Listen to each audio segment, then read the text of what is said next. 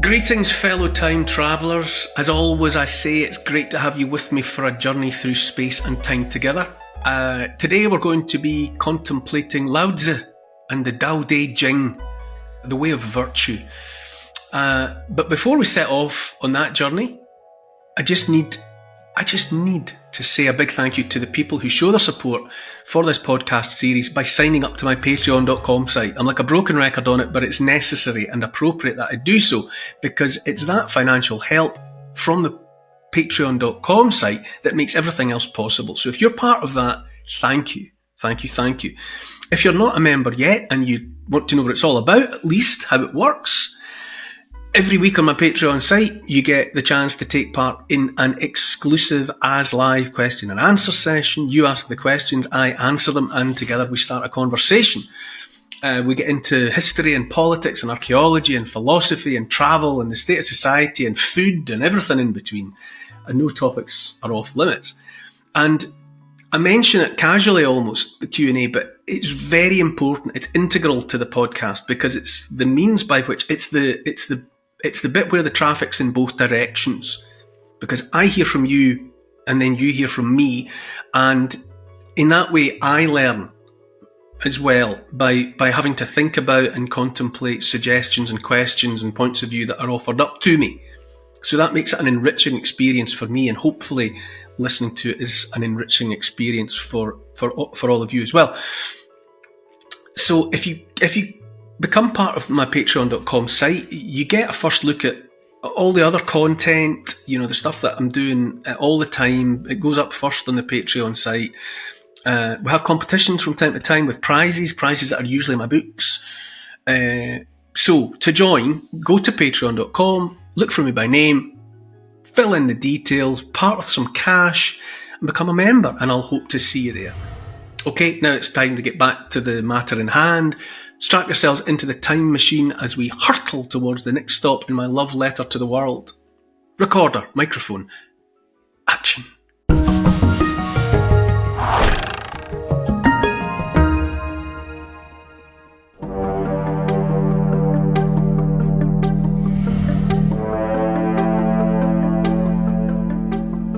There's something out there. We can't see. It's like the Force in Star Wars. It's the same thing. This idea that there's something there that we can't see and we can't feel and we can't touch, but it matters more than anything that we can see and we can touch.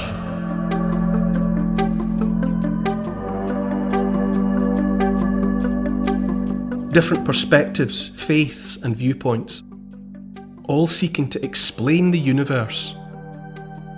A place designed and built, a drama acted out, or a living thing, one vast organism.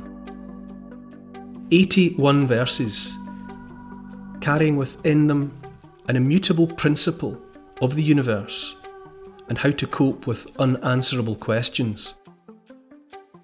Wisdom and ideas that have travelled around the world and through time, and that more than anything else are still valuable today, right now, this minute. Endeavouring to understand history in hopes of illuminating the future. I'm Neil Oliver, and this is my love letter to the world.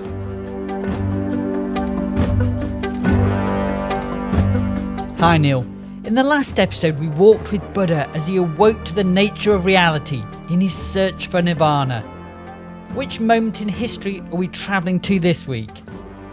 Morning, Paul. Yes, last week we touched on the life of Buddha, which means the one who is awake.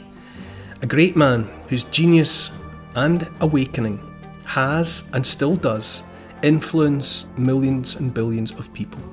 This week we're travelling to China in search of more great thinking and profound ideas that have stood the test of time and stayed the course for thousands of years. This week's moment is when the Tao Te Ching was born.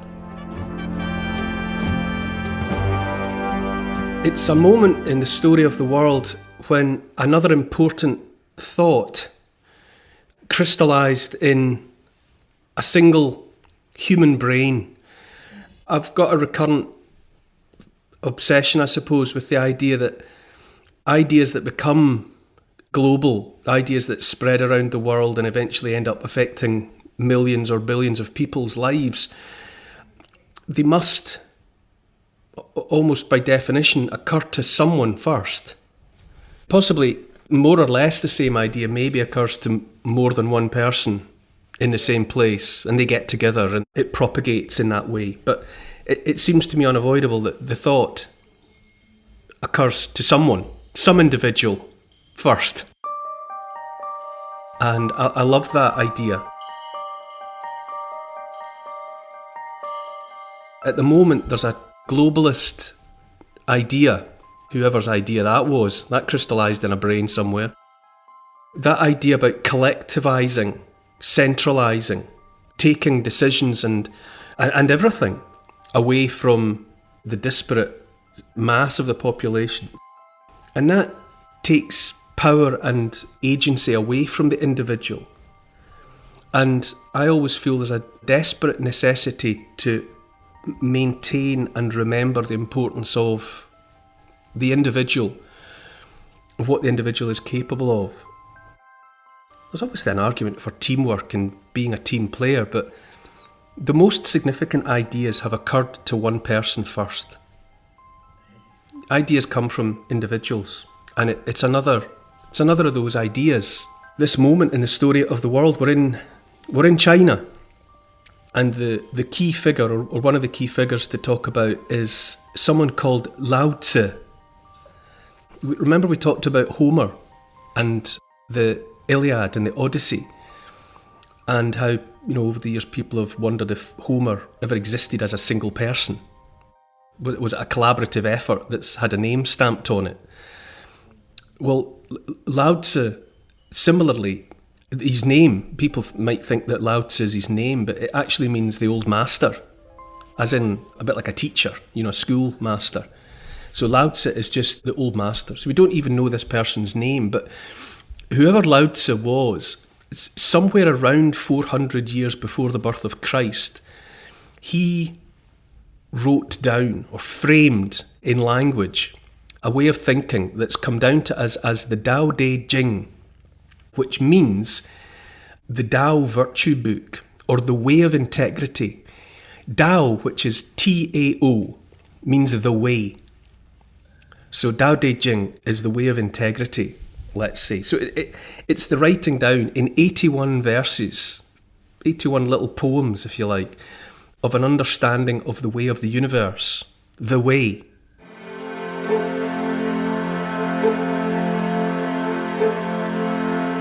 There have been, broadly speaking, 3 big ways of understanding the universe, or the cosmos, or reality, depends what word you want to put on it.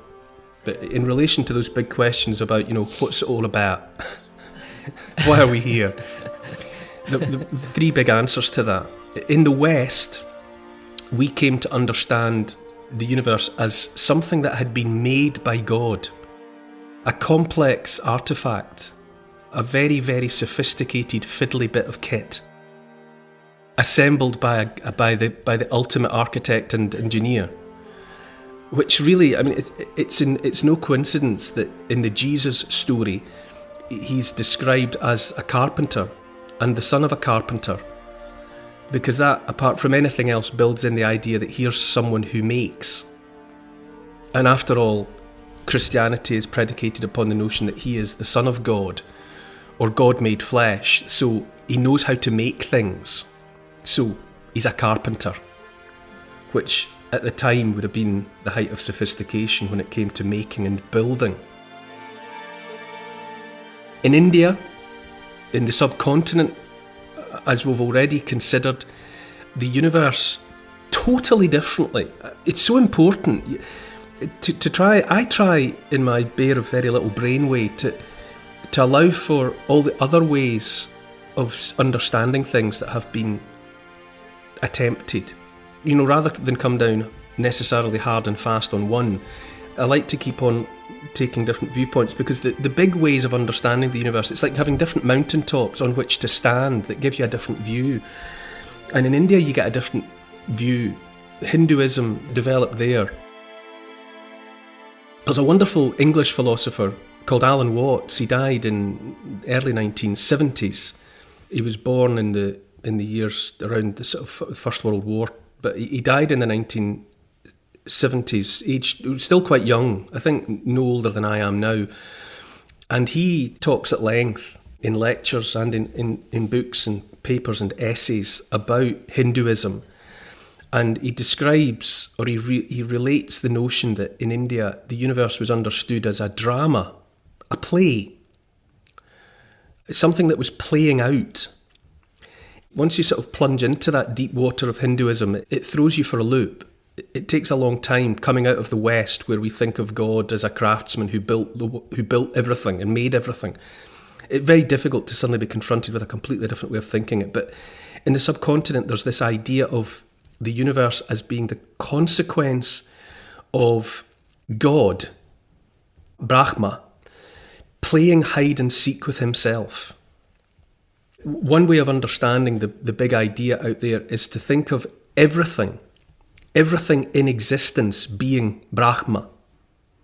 You're God, I'm God, the trees are God, the grass is God. It's all him or it, because it's all genders, it's both genders. And the idea is that if you were an all-seeing, all-knowing entity, it would get boring.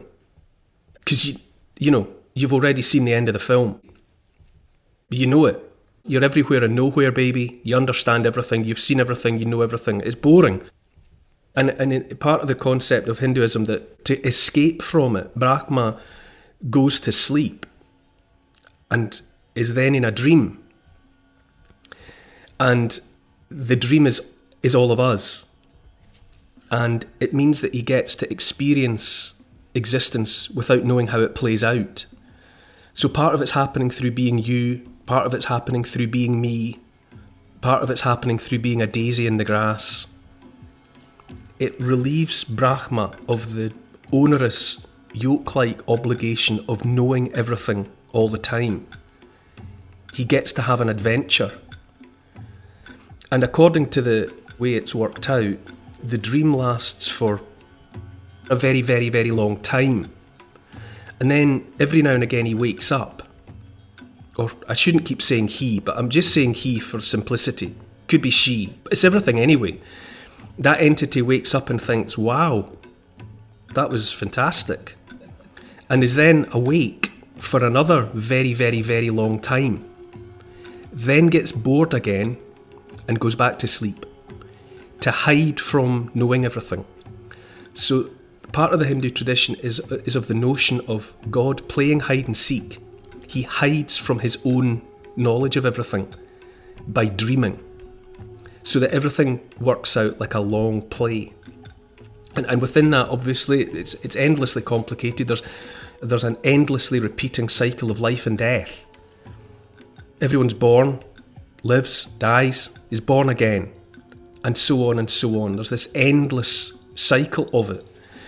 But the bigger picture eventually is of everything being conjured into being like a dream by Brahma, and then at the end it's destroyed, and then it starts again.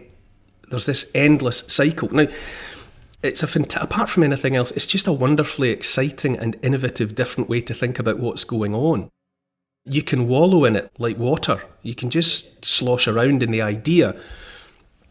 And no less a figure really than Carl Sagan. Remember the American cosmologist with the fantastic voice who narrated Cosmos and wrote the book, the wonderful, imaginative, the beautiful prose of the way in which he explained everything.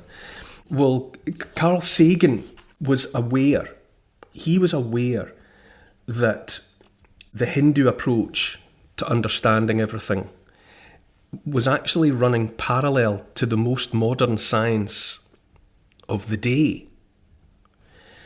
To quote him directly in Cosmos, he wrote and said, "The Hindu religion is the only one of the world's great faiths dedicated to the idea that the cosmos itself undergoes an immense, indeed an infinite number of deaths and rebirths. It is the only religion in which the time scales correspond to those of modern scientific cosmology. Its cycles run from our ordinary day and night to a day and night of Brahma, the creator god of Hinduism, 8.64 billion years long. Longer than the age of Earth or the Sun, and about half the time since the Big Bang. And there are much longer timescales still.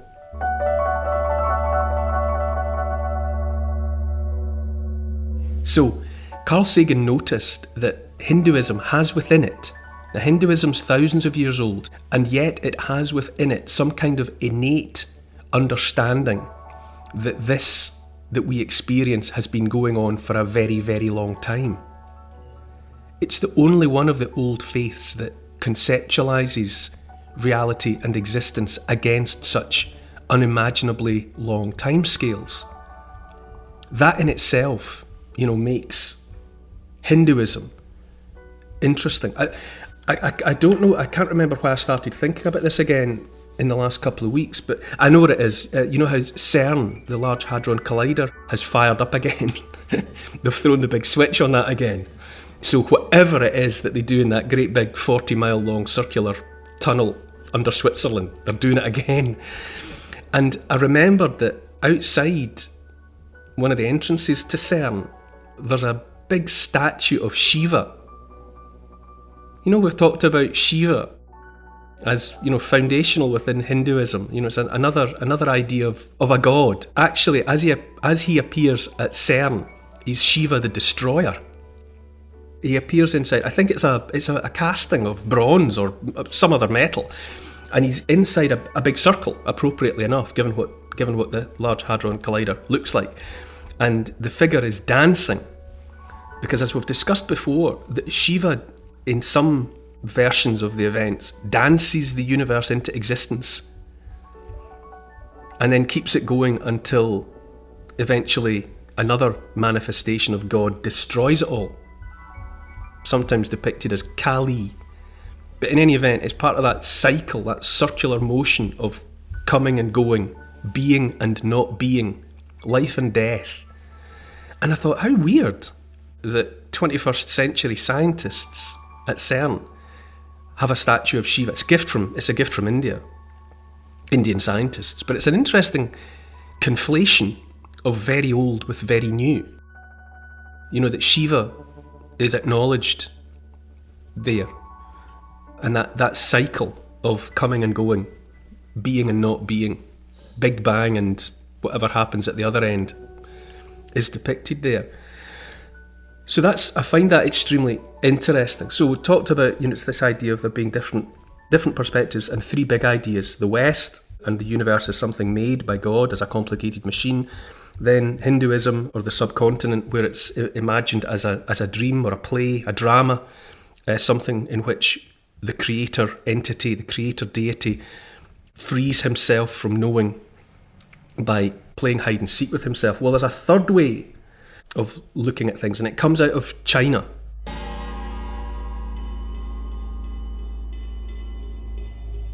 I mentioned the name at the top of this, Lao Tzu, the old master. Sometime around 400 BC, whoever he was, he wrote down, if you like, the Tao Te Ching, the way of integrity. So that would have been an oral tradition that again, we keep coming over this. The oldest ideas were oral first. You've got the Rig Veda, the Upanishads, you've got the poems of Enheduanna. All of these ideas had to start out in a pre-literate world as oral traditions. Same goes for the idea of the way, Tao, the way. Lao Tzu wrote it down, he framed it best around 400 BC, but he didn't think it up. He just wrote it down and framed it in a comprehensible form. So we'll come back to him. Before Lao Tzu, sometime between around 600 BC, coming towards 500 BC, somewhere in there was a figure called Confucius, who everyone's heard of, Confucianism. Confucius is a corruption, really, of the name Kung Fu-Tzu. It wouldn't have been pronounced Confucius in China, 600 BC. It's Kung Fu-Tzu. He was a bureaucrat. When we talked about ancient Egypt, it depended upon the organisational skills of specially trained office workers. bureaucrats who made things happen.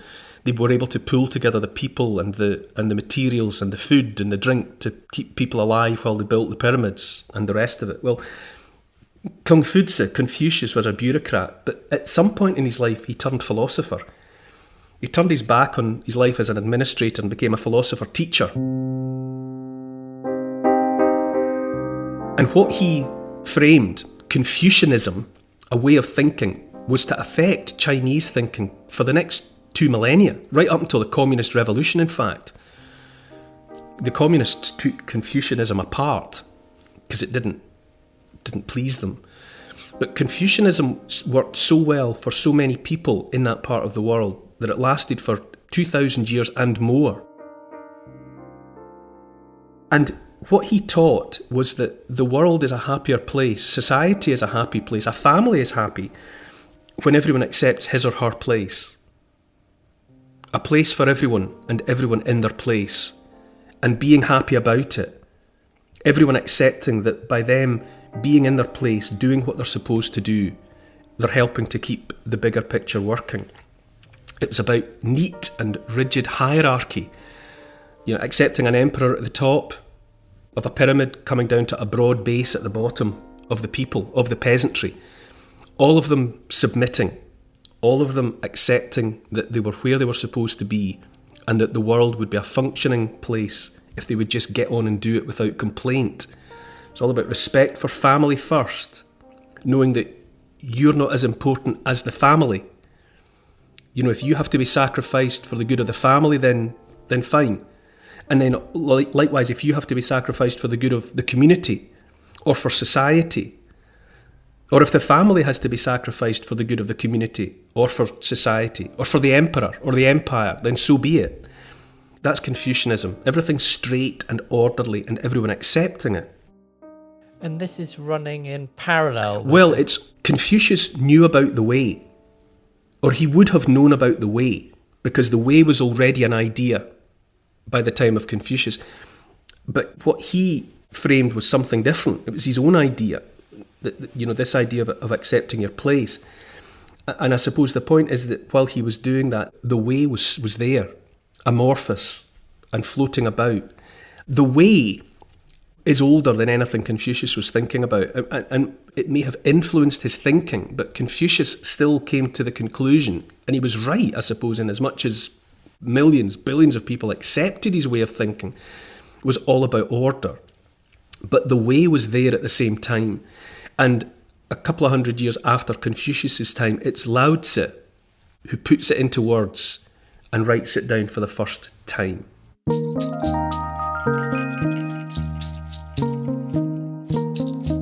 It's been translated into English, into every language, over and over again. Some translations being more effective and affecting than others. I'm very struck by, and have been for a long time, a 1904 translation of the Tao Te Ching, The Way of Integrity, by a writer called Chuta Kao. And I quote, "There is a thing inherent and natural that existed before heaven and earth. Motionless and fathomless, it stands alone and never changes. It pervades everywhere and yet never becomes exhausted. It may be regarded as the mother of the universe. I do not know its name. I am forced to give it a name. I call it Tao and name it as supreme." So that's a neat encapsulation of what Tao, the way, is. Now, I listened to that. Inherent and natural, existed before heaven and earth, motionless and fathomless, stands alone and never changes. Mother of the universe.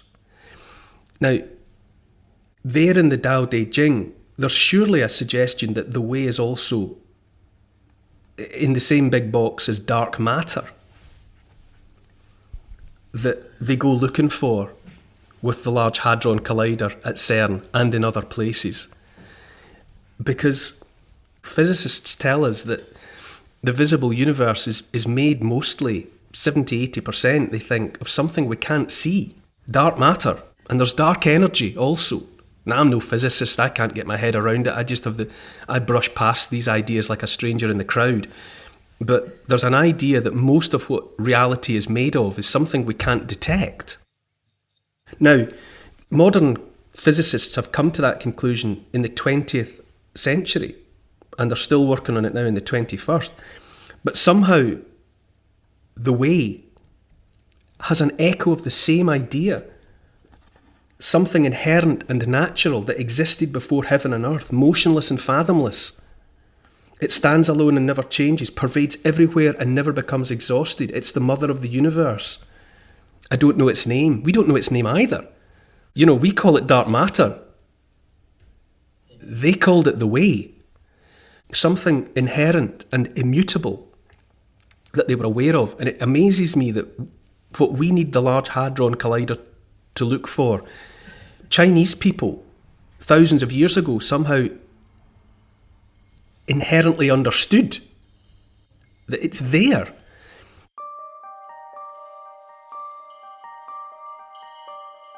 These ideas are ghosting in the background, ghosts in the machine. Hinduism and the timescales that run to billions of years, endless cycles. Then in the way, in Taoism, again, you've got this idea that there's something out there we can't see. It's like the Force in Star Wars. It's the same thing. This idea that there's something there that we can't see and we can't feel and we can't touch. But it matters more than anything that we can see and we can touch. You know, we call it dark matter, and the ancient Chinese called it the way. I find that mind-expanding. It opens up all sorts of possibilities, I suppose, really, because in the West, because for thousands of years we've decided that the universe is something that was made by someone really, really clever, it brings with it the notion that we might understand it completely, like any machine. You know, it's like somebody brought forward an Apache helicopter from out of nowhere, but if they gave us it, that scientists could unpick it and eventually come to understand it, even though they don't know where it came from, they could reverse engineer it. So we've got that preoccupation, and it means that in the West, we believe that there are answers to every question under the sun, and that drives us quietly mad. Because there are still questions we can't answer, and it drives scientists to distraction with their string theories and all the rest of it.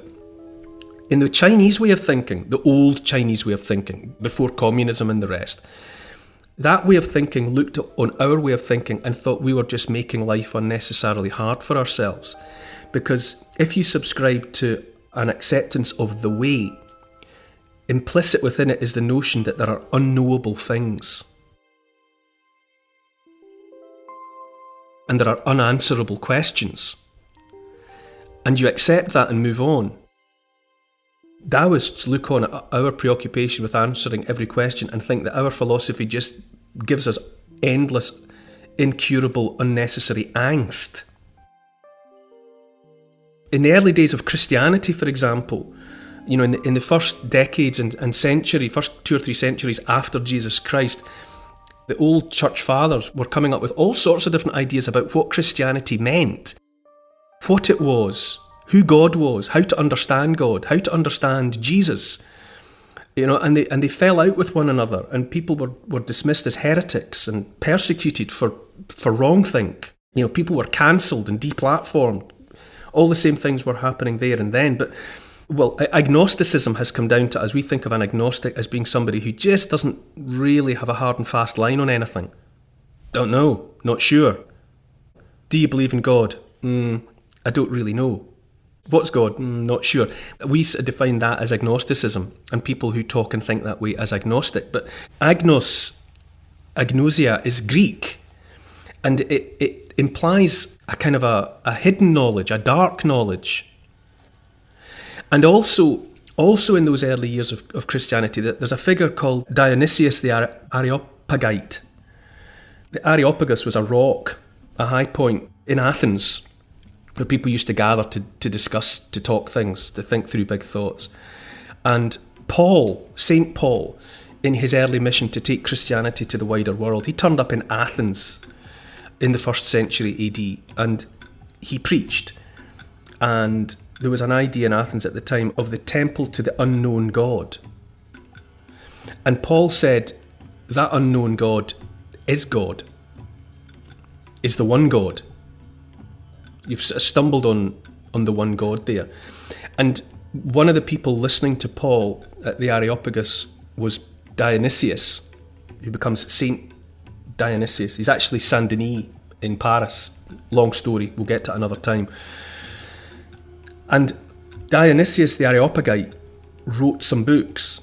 He became converted to Christianity and he wrote some books. And he wrote about, amongst other things, he wrote a treatise about that God can be understood in terms of what we can't know.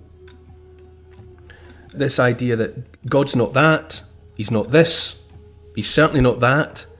Much in the way that a sculptor envisions a form within a rock and removes the extraneous material to reveal what is there all along. You're taking away what is not the desired creation. And so some of what Dionysius the Areopagite was saying was kind of like, you can come to God by taking away the things that he isn't.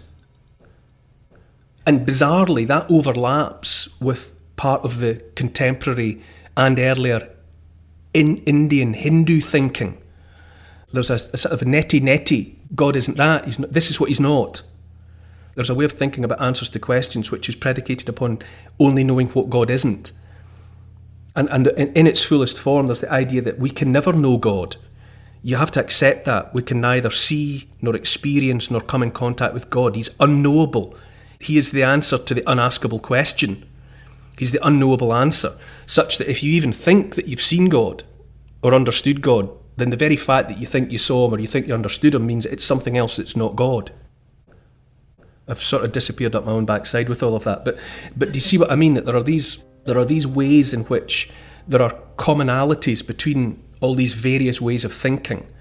And after all, these groups are all vaguely in touch with one another from time to time. Ideas bleed and seep into other areas and start to affect other people's thinking. But to come back to the point, the idea of the Taoists is that you accept that there are things you cannot know. There are questions that are not worth asking. And that by accepting that, you lead a happier life. So as I said at the top, it's just an interesting way to think about these things. And so I think about it in terms of, I often think about, in other areas I talk about how the past gives me reassurance about the present because things have happened before. And I like to go back and look at how people coped with situations that are sort of analogous to where we find ourselves and thinking, well, if they got through it, we can get through it. And how did they get through it? And in any event, how did events play out? And so we're living in troubled times, without a doubt. And there's an answer to that in the way of integrity. There's advice about leaders and leadership. That if people are not trusted, if human nature itself is not trusted, then what arises is a threat of a drift into totalitarianism. Part of the way is that people are to be trusted, that you have to trust people, that leaders have to trust people to get on with things. And here it is from the way. The best leaders are those the people hardly know exist. The next best is a leader who is loved and praised. Next comes the one who is feared. The worst one is the leader that is despised. If you don't trust the people, they will become untrustworthy.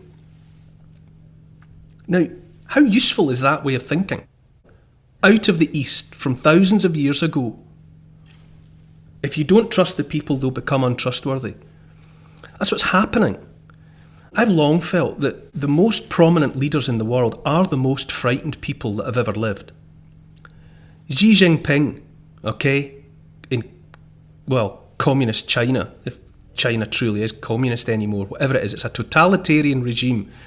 They're further down the road towards having a completely submitted, docile, obedient population. Now, I look on at someone like Xi Jinping and see the most frightened man in the world. He operates like that because the people terrify him. He certainly doesn't trust them. And so, again, as we've said before, in the story of the world, I think it's worth noticing how old the good ideas are. And that having been conjured into being, they then last forever because they're right. For all their faults, Christianity, the Judeo-Christian tradition, Hinduism, the Way, Confucianism, they work because they've got something of value in them. And that's why people don't forget them. More to the point, that's why people go out of their way to remember them. And so, what I think about, in terms of the moment in the story of the world, that while Lao Tzu, the old master, wrote it down, at some point, inside the firing synapses in the brain of someone we will never know, the way occurred to someone for the first time. It must have done. And I love to think of that whenever it happened, like a star being born in the darkness of forever. That popped into being in someone's head and propagated and spread. Then around 400 BC, Lao Tzu wrote it best. He framed it in the best possible way. It teaches us that, I think, that we need to get away from the globalising, centralised thinking. We've been made to forget everything. We've been made to forget how to grow food. We've been made to forget how to make things from start to finish. We live in a world of constant, unstoppable, unforgivable waste, endless rape of the world. And there has to be a wholesale reconsidering of how better to live in the world. And it's there. Poem number 13 in the Tao Te Ching is, surrender yourself humbly, then you can be trusted to care for all things. Love the world as your own self, then you can be truly trusted to care for all things. That's 2,500 years old. It was right then and it's right now. We should pay attention.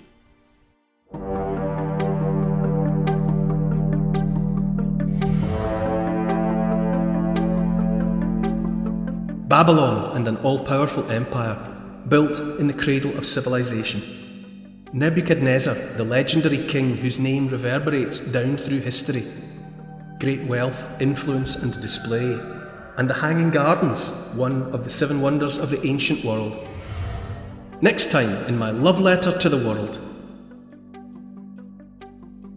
To help support this podcast and to get access to new and exclusive history and comment vodcasts every week, sign up to my Neil Oliver Patreon site. It would be great to see you there. Check out the Instagram account called Neil Oliver Love Letter, my YouTube channel simply called the Neil Oliver Channel.